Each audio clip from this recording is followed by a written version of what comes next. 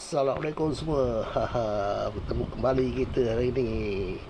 Ni yuk buat nasi goreng. Nasi goreng yuk buh tofu. Ni saya orang kampung, saya pucuk paku. Lama tak makan ni. Lepas tu ada telur biasalah. Yuk ni dengan telur tak boleh dipisahkan. Kita nak rasa apa yang rasanya yang kita masak ni.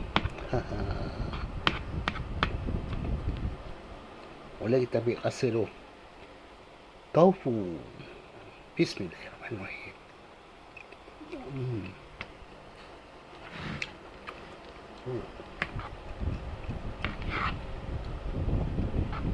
Okey.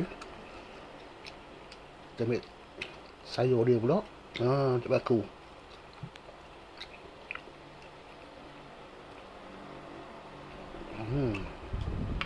Lama tak makan. Cepat aku. Okey. Nasi goreng ni tak ada cabai ya. Nasi goreng ni nasi goreng biasa. Dia ni ada sulah ya.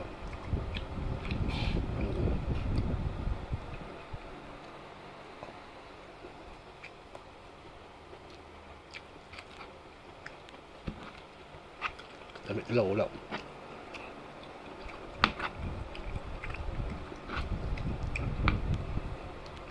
Ni air dia tak ada bebel. Pagi tadi je bebel dia.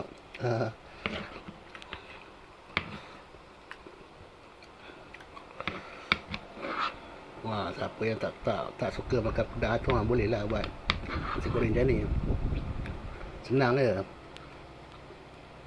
Bawang, ada pucuk paku, ada tofu, ada telur, jalan. Siap.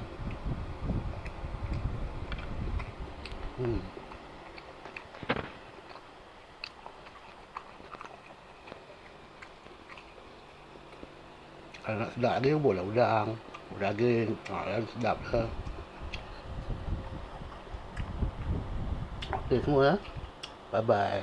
Yuk makan dulu. Apa?